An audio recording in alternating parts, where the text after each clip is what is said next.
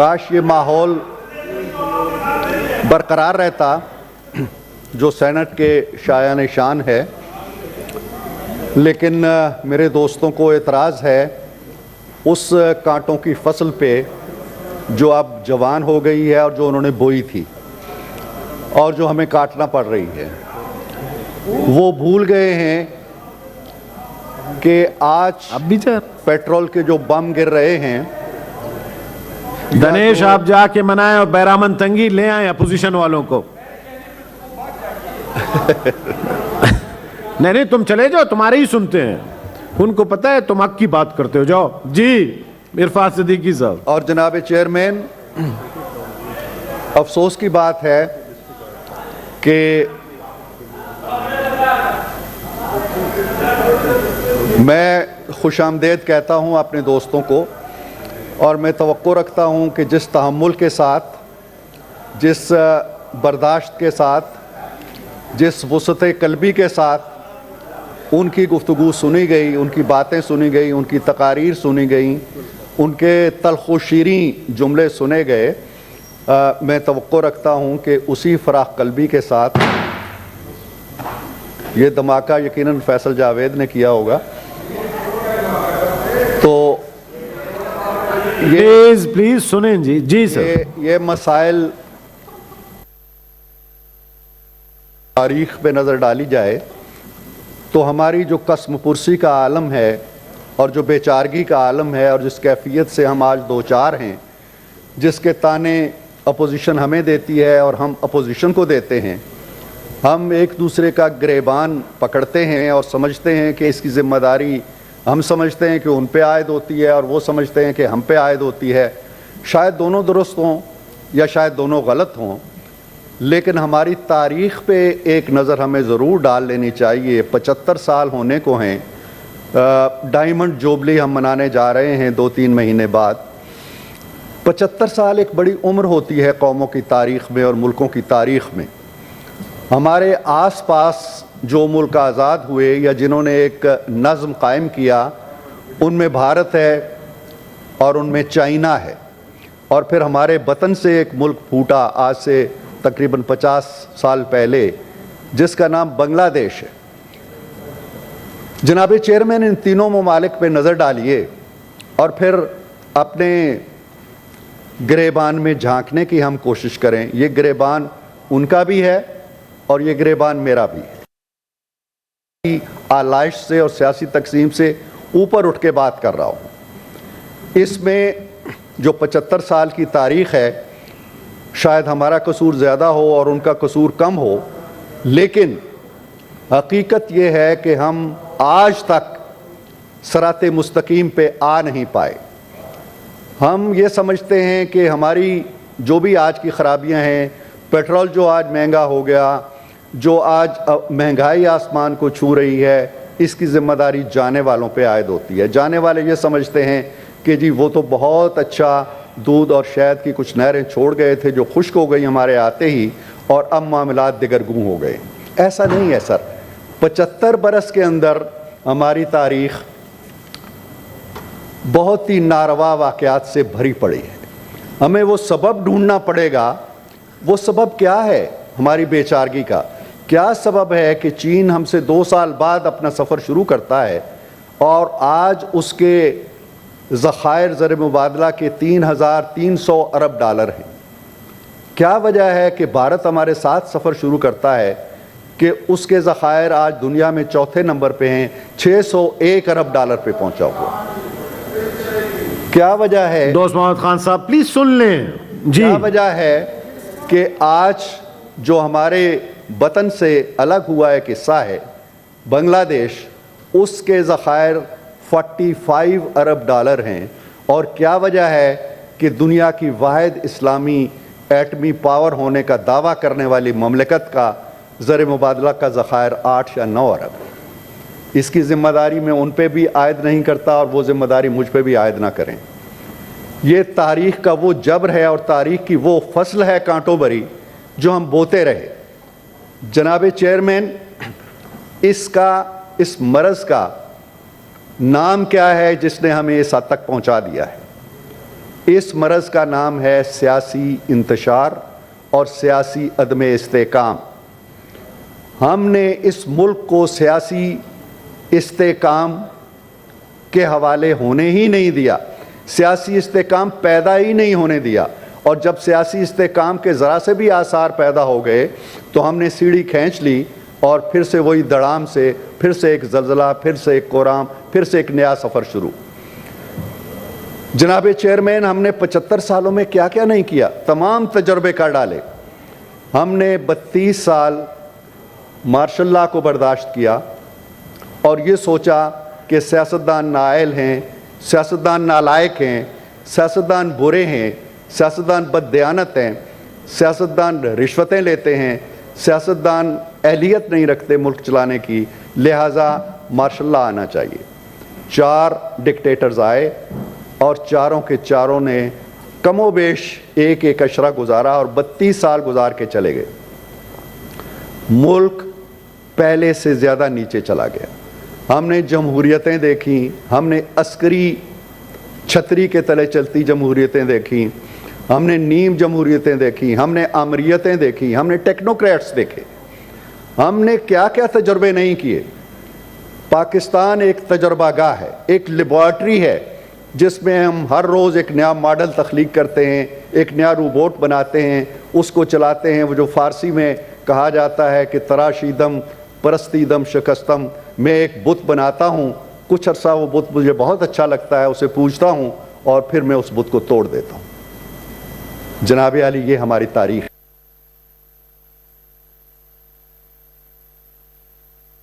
है कि इस तारीख़ ने हमें इस अंजाम से पहुँचाया है। पेट्रोल उनकी कारस्तानी नहीं, पेट्रोल मेरी कारस्तानी नहीं, पेट्रोल इस अदम इस्तेकाम की कारस्तानी है। और जब हम देखते हैं कि दुनिया के मुमालिक आगे बढ़ते चले जा रहे हैं और हम पीछे लुढ़कते चले जा रहे हैं, हम क्या कौम हैं। जनाब आली, जब एक गदागर शाम को अपने घर जाता है तो उसके भूखे प्यासे बच्चे और उसकी बीवी उसके पास बैठते हैं और वो उनको बताता है कि आज तो बहुत अच्छा हुआ, आज मैं 500 रुपये लेके आया हूँ। हमें इतनी ही खुशी होती है जब कोई मुल्क, उसी गदागर जितनी खुशी होती है, और हम डंडोरा पीटते हैं। कहाँ है वो खुदी, कहाँ है वो खुददारी, कहाँ है वो आज़ादी जिसके नाम लेते हैं हम। वो जो अल्लामा ने कहा था कि कोई सदका मांगता है या खिराज मांगता है, सब गदागर होते हैं, कोई माने या ना माने, मीरो सुल्तान सब गदा। हम गदागर बन चुके हैं, कोई माने या ना माने। और हमें जहाँ से ज़्यादा गदा मिलती है, जहाँ से ज़्यादा खैरात मिलती है, जहाँ से ज़्यादा मदद मिलती है, जहाँ से ज़्यादा ज़कात मिलती है, जहाँ से ज़्यादा उशर मिलता है, उसके हम मद्दा हो जाते हैं, उसके कसीदे पढ़ते रहते हैं और आगे चलते रहते हैं और फिर किसी नए साहिब खैर के दरवाजे पे दस्तक देते हैं। ये है जनाब आली हमारी तारीख़। और इस तारीख़ से चलते चलते चलते फिर एक नया नज़रिया तख्लीक हुआ। वो नज़रिया ये तख्लीक हुआ, एक नया सियासी तसव्वुर जागा, एक नए सियासी नज़रिए ने अंगड़ाई ली। और वो सियासी नज़रिया मुशाहिद साहब ये था कि जो 2 बड़ी जमातें पाकिस्तान के अंदर हुक्मरानी कर रही हैं, कभी ये आ जाती है और कभी वो आ जाती है, चाहे वो बरतानिया में सैकड़ों सालों से हो रहा हो 2 जमाती हुकूमतें, वो तो ठीक है, अमेरिका में होता रहे वो ठीक है, पाकिस्तान में नहीं होना चाहिए। ये तो अजारादारी है। अमेरिका में किसी ने नहीं कहा कि 2 की अजारादारी है, बरतानिया में किसी ने नहीं कहा कि 2। वो कहते हैं कि सियासियात के अंदर 2 जमाती हुकूमत होती है, वो कामयाब तरीन हुक्मरानी होती है, मैच्योर सियासत की निशानी होती है। हमारे यहाँ ये ख्वाब जागा कि ये दोनों करप्ट हैं, ये दोनों बुरे हैं। मुल्क की खुशहाली का सूरज उस वक्त तुलू होगा जब इन दोनों को नाबूद कर दिया जाएगा, जब इन दोनों को मंजर से हटा दिया जाएगा। फिर उस ख्वाब की परवरिश हुई, उस ख्वाब को परवान चढ़ाया गया, तमन्ना के उस फूल को पानी दिया गया, खाद डाली गई। और फिर 2013 के बाद जब देखा 2013 में भी वो फसल नहीं उग सकी, हस्बे तवक्को उस पर फल नहीं आया, तो फिर धरने हुए, फिर फैज़ाबाद हुए, फिर पानामे हुए, और फिर जनाब आली जावेद काइंडली जी जी जनाब चेयरमैन, फैसल साहब ऐसे ना करें प्लीज। जी जी जी जी जनाब आली, मैं बड़े एहतराम के साथ बात कर रहा हूँ। मैं उन पे इल्ज़ाम नहीं डाल रहा, मैं वो तारीख़ बयान कर रहा हूँ जो उनको भी वर्षे में मिली थी, जो हमें भी वर्षे में मिली। ये वो तारीख़ है जो उन्हें भी वर्षे में मिली थी, जो हमें भी वर्षे में मिली है, और जो पता नहीं आने वालों को भी वर्षे में मिलेगी। ये उन पे मैं इल्ज़ाम तराशी नहीं कर रहा, वो धमाके ना करें, वो सुने, गौर करें, फ़िक्र करें। और यही हमारा अलमिया है कि हम सोचते नहीं हैं, हम धमाके करके दूसरे को मगलूब करने की कोशिश करते हैं, हम धमाके करके उनको मगलूब करने की कोशिश करते हैं। एक ऐसा धमाका होता है कि हम दोनों फना हो जाते हैं और 32 साल तक वो धमाका करने वाला हमारे सर पे आके बैठ जाता है। इस पे क्यों नहीं हम गौर करते? तो जनाब आली, मैं ये अर्ज़ कर रहा था कि फिर ये तसव्वुर बेदार हुआ कि इसका इलाज, इस कौम का इलाज, इस बीमार मुल्क का इलाज, इस बीमार मईशत का इलाज, इस करप्शन ज़दा मुआशरे का इलाज एक नई इनकलाबी हुकूमत है। उस इनकलाबी हुकूमत के लिए एहतमाम किया गया। 2018 के बाद वो 4 साल तक एक इनकलाबी हुकूमत कायम रही। उस 4 साल के दौरान जनाब चेयरमैन, वो जो इनकलाबी हुकूमत थी वो हमारी 75 साला तारीख़ का एक जजीरा है। आप पूरी किताब पढ़ लीजिए हिस्ट्री की, आपको कोई हुकूमत नहीं मिलेगी जिसकी किसी के हाथ बांधे गए, किसी की टांग खींची गई, किसी के सर पे हमला किया गया, किसी को छतरी से महरूम किया गया, किसी के खिलाफ कंस्पायरेसीज हुई। ये कंस्पायरेसी की बात करते हैं, मैं अभी कंस्पायरेसी की तरफ आता हूँ। 1-2 कंस्पायरेसीज का सिर्फ जिक्र करूँगा। जनाब आली, फिर उन 4 सालों के दौरान क्या क्या नहीं हुआ। इनको हर वो सहूलत दी गई जो माजी की किसी हुकूमत को नहीं मिली। इनके हर ज़ख्म पर फाहा रखा गया, इनके हर दर्द की दवा की गई। इनको पैसे नहीं मिले तो पैसे ला के दिए गए। इनके खिलाफ मीडिया बोला तो मीडिया की गर्दन दबोच ली गई।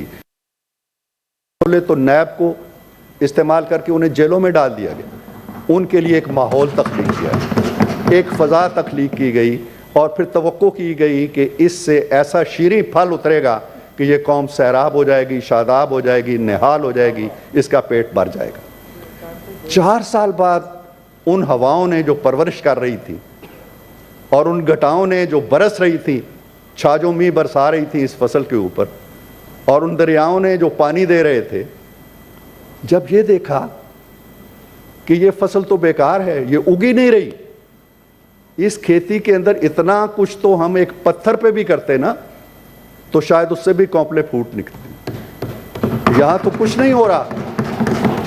तो उन हवाओं ने रुख बदल लिया, वो घटाएं किसी और मंतके की तरफ निकल गई, उन दरियाओं ने भी अपना रुख मोड़ लिया। उसके बाद मेरे मुअज़्ज़ज़ दोस्तों को फिर अपोजिशन में बैठना जो एक एजाज़ होता है। मैं समझता हूँ कि मैं यहाँ बैठे हुए वो बात नहीं कर सकता उतनी दलेरी के साथ और उतनी हिम्मत के साथ, उतने हौसले के साथ जितने वहाँ बैठे मेरा शागिर्द अजीज़ कर सकता है। इसलिए कि अपोजिशन एक तनतने का नाम है, एक दबदबे का नाम है, एक जोश का नाम है। हुकूमत में आके हम उससे महरूम हो जाते हैं। लेकिन फिर कहा गया जी कि एक कंस्पायरेसी हो गई, साजिश हो गई, ये 4 साल फसल नहीं उगी तो इसलिए कि साजिश होगी। अब मैं ये नहीं कहता कि फ़ौज क्या कह रही है, ISPR कह रहा है, खान साहब क्या है, मैं उस झगड़े में पढ़ना ही नहीं चाहता, मैं भी ये ठीक कह रहे हैं। लेकिन मैं 1-2 कंस्पायरेसीज का जिक्र ज़रूर करना चाहता हूँ। सर वैसे याद दिला रहा हूँ, बजट है सर, कॉन्स्पिरेसी नहीं है सर। बजट वैसे दिला रहा हूँ याद, बात होती है, मेहरबानी सर। अभी तो 14 मिनट हुए हैं सर, यहाँ 35 मिनट की तकरीरें हुई हैं। जी सर, मैं ये अर्ज़ कर रहा हूँ, ये बजट ही है, इस बजट के पीछे ये तारीख़ है। अगर ये तारीख़ ना होती तो आज आपके ज़खायर 9 अरब ना होते, 8 अरब ना होते। इस तारीख़ की वजह से आप इस अलमिये से 2-4 हैं। ये बजट जिसको वो समझते हैं कि तारीख़ का बदतरीन बजट है, हम समझते हैं कि हालात हाज़रा के मुताबिक ये मुनासिब तरीन बजट है। ये मुनासिब है या बुरा है, जो कुछ भी है, ये 75 साला हमारी तारीख़ का एक चेहरा है। आप कैसे कहते हैं कि मैं जो बात कर रहा हूँ वो बजट के बारे में नहीं है? ये बजट के बारे में है। ये बजट इसीलिए हमारे हिस्से में आया है कि हमने ये फसल बोई थी माजी में, میں سر کنسپائریسی کا ذکر کرنا چاہتا ہوں اور کسی طرح کی اس میں نہیں پڑھنا چاہتا اختلاف میں کہ ان کا نقطہ نظر کیا ہے اور فوج بار بار کیوں کہہ رہی ہے. فوج 1000 بار بھی کہتی رہی تو کوئی فرق نہیں پڑتا. خان صاحب نے یہی کہنا ہے جو وہ کہہ رہے ہیں اور وہ اپنی بات پہ پکے ہیں. میں یہ عرض کر رہا ہوں کہ ایک کنسپائریسی ذوالفقار علی بھٹو کی ہمیں نظر آتی ہے, جو اقتدار سے فارغ ہوئے تو تختہ دار تک پہنچے. وہ کنسپائریسی دکھائی دیتی ہے, نظر آتی ہے. جب اس کی میت کو جنازہ پڑھنے کے لیے افراد بھی نہیں دیے جاتے, بیٹی کو چہرہ بھی نہیں دیکھنے دیا جاتا, بیوی کو نہیں ملنے دیا جاتا, وہ کنسپائریسی دکھائی دیتی ہے. وہ کنسپائریسی تاریخ کے چہرے پہ لکھی ہوئی ہے. بے نظیر سر راہ شہید ہو جاتی ہے, لیاقت علی خان کے سینے میں گولی لگتی ہے. یہ کنسپائریسیز ہیں, نظر آتی ہیں, دکھائی دیتی ہیں. ان کے پیچھے چہرے بھی ہیں, ان کے پیچھے پورا ایک لاؤ لشکر بھی دکھائی دیتا ہے. میرے پاس سر ایک میگزین ہے جو ایم جے اکبر بڑے ہی معروف صحافی ہیں, ان کی ایک سٹوری ہے جو سنڈے گارڈین لائیو میں 2016 6 نومبر کو شائع ہوئی. 6 نومبر 2016 نواز شریف کے جانے سے 7 مہینے پہلے, اور ان 7 مہینوں میں وہ سٹوری میں پرنٹ کر کے میں تمام دوستوں کے سامنے رکھوں گا اور پڑھی ہوگی مشاہد حسین صاحب نے بھی اور میرے بہت سے دوسرے دوستوں نے بھی, جو سٹوری میں لکھتے ہیں کہ نواز شریف کو فارغ کرنے کا فیصلہ کر لیا گیا ہے. 7 مہینے پہلے لکھتے ہیں اور پھر کہتے ہیں کہ اس کے اجزاء بھی تیار ہو گئے ہیں. نمبر 1, ان کو مڈ 2017 میں فارغ کر دیا جائے گا. فارغ کر دیے گئے. پھر وہ نمبر 2 لکھتا ہے کہ اس بار مشرف کے طرح کے کو کا طریقہ اختیار نہیں کیا جائے گا, اس دفعہ سپریم کورٹ کو استعمال کیا جائے. وہ سپریم کورٹ کے ذریعے گئے. تیسرا وہ لکھتا ہے کہ پاناما کو اس کا جواز بنایا جائے گا. 7 مہینے پہلے پاناما کو ہی جواز بنایا گیا. پھر وہ لکھتا ہے کہ سپریم کورٹ کے حکم پہ بھی اس کے ریفرنسز کا ایک سلسلہ شروع ہوگا, جو عین اسی طرح ہوا. 7 مہینے پہلے یہ سٹوری چھپی ہوئی ہے, آج بھی گوگل پہ پڑی ہوئی ہے. یہ ہے کنسپائریسی. پھر آپ جناب عالی دیکھیے, بجٹ اسی لیے خراب ہوتے ہیں کہ جب آپ 2018 میں ایک معیشت ہے, وہ حضرت میرے ساتھ بیٹھتے ہیں اور مجھے رہنمائی کرتے رہتے ہیں. اصحاب کہف کا قصہ ہے قرآن مجید میں کہ کس طرح وہ ایک غار میں چلے گئے اور وہ گہری نیند سو گئے اور پھر برسوں بعد یا صدیوں بعد وہ بیدار ہوئے. تو انہوں نے سوچا کہ دنیا وہیں کی وہیں ہے, لیکن وہ دنیا بدل گئی تھی. ہم یہ سوچتے ہیں کہ کاش ہمارے ساتھ بھی کوئی اصحاب کہف کی کیفیت ہوتی اور ہم سو جاتے اور 2018 کے بعد 2022 میں آنکھ کھلتی تو 2018 کا منظر ہوتا. نہ پیٹرول یہاں پہ پہنچتا, نہ ڈالر یہاں پہ پہنچتا, نہ ریزروز یہاں پہ پہنچتے, نہ انفلیشن یہاں پہ پہنچتی. تو جناب عالی کنسپائریسی یہ ہوتی ہے. پھر دیکھیے پاناما فریولس, سپریم کو پھینک دیتی ہے سپریم کورٹ کہ یہ فریولس ہے, ناکارہ ہے, فضول ہے, بیکار ہے. اس کے بعد پھر ایک سلسلہ چلتا ہے. آج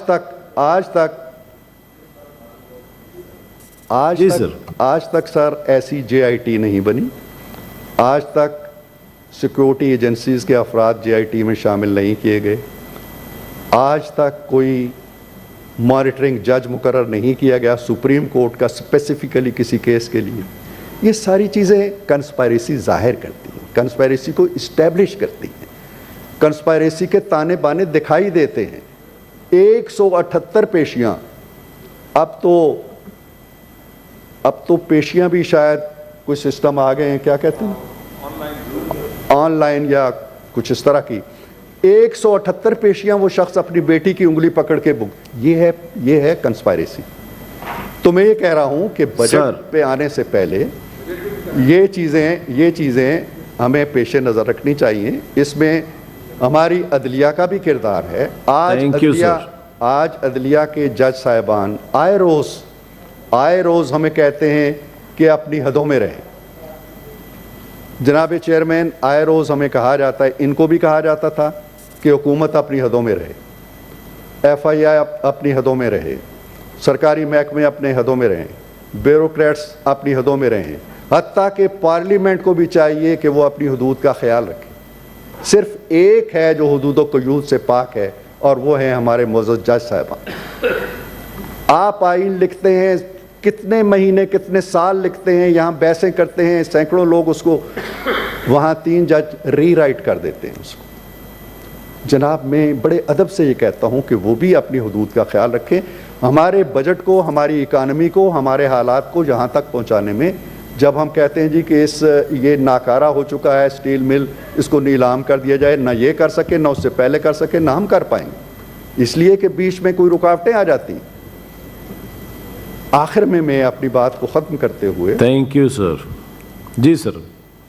اپنی بات کو ختم کرتے ہوئے شہادت اعوان صاحب یہاں بیٹھے ہیں, ان سے یہ عرض کروں گا, متعلقہ کوئی وزیر تو ہے نہیں, کہ ایک تو جو تنخواہوں میں سر اضافہ ہے 15%, یہ اضافہ میں پہلے بھی نواز شریف صاحب کی حکومت میں بھی میں نے کابینہ میں یہ بات اٹھائی تھی, اور آج پھر یہاں اس ایوان میں مجھے موقع مل رہا ہے.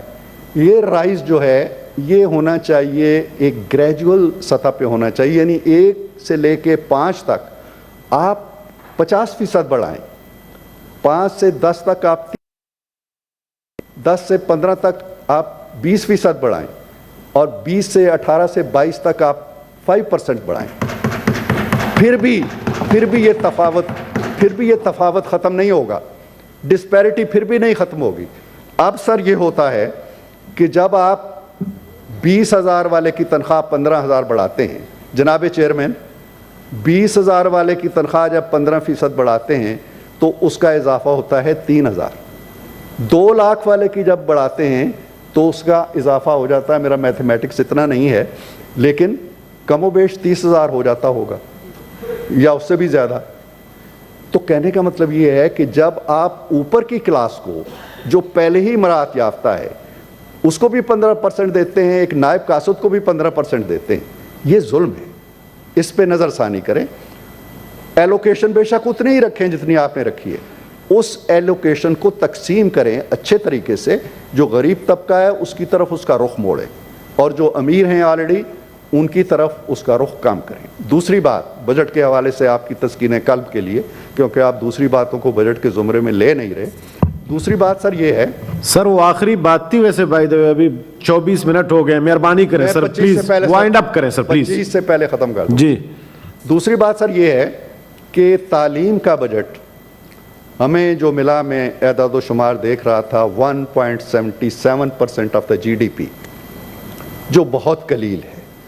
ہم بھی جو اس بجٹ پہ بھی دیکھتا ہوں یہ 2+ کچھ اتنا ہی ہے, کچھ بہت زیادہ نہیں ہے. میں اپنی کمیٹی میں جب وائس چانسلر صاحبان سے ملتا ہوں تو وہ بتاتے ہیں کہ ان کے پاس کیمیکلز خریدنے کے پیسے بھی نہیں ہیں, اور ہم نے HEC کا بجٹ 64-65 جتنا بھی رکھا ہے ارب روپے, وہ اتنا ہی ہے جتنا آلموسٹ پہلے ہوتا تھا, بالکل نامینل سا کوئی اضافہ ہوا ہوگا. تو یہ بجٹ انتہائی قلیل ہے. ایسے ادارے جو ناکارہ ہو چکے ہیں, جو کھوکھلے ہو چکے ہیں, جو آپ کی معیشت کو ڈبو رہے ہیں, جو سوائے انتقام کے کچھ نہیں, 5-6 ارب روپے کیوں دیتے ہیں اس کو, نیب کو دیں, ایجوکیشن کو, اسی طرح اور اداروں میں سے نکالیں. اور پھر میری تجویز یہ ہے سر آخر میں 25 منٹ سے پہلے کہ ایک انڈومنٹ فنڈ قائم کیا جائے, اور اس میں 5-10 ارب روپے حکومت ڈالے, اور جو ہمارے صاحبان خیر ہیں, انڈسٹریلسٹ ہیں, اور معاشرے کے صاحب حیثیت لوگ ہیں, وہ تعلیم کے اس انڈومنٹ فنڈ کے اندر اپنی رقوم ڈالیں, تاکہ ہم اپنی یونیورسٹیوں کی اسلام. میڈم اب تشریف لائی ہیں, لیکن میں میڈم کو لکھ کے بھی یہ تجاویز وہ منسٹری نوٹ کر رہی ہے سر. آپ کا بہت شکریہ, اور آپ کے شکریہ کے ساتھ ساتھ اپنے دائیں ہاتھ بیٹھے دوستوں کا بھی شکریہ کہ اگرچہ بعض باتیں انہیں گراں لگیں اور وہ سرگوشیاں بھی کرتے رہے, لیکن انہوں نے تحمل سے سنی, اور انشاءاللہ ان کی گفتگو میں اتنے ہی تحمل سے اور اتنی ہی بردباری سے سنوں گا. بہت شکریہ سر. اگر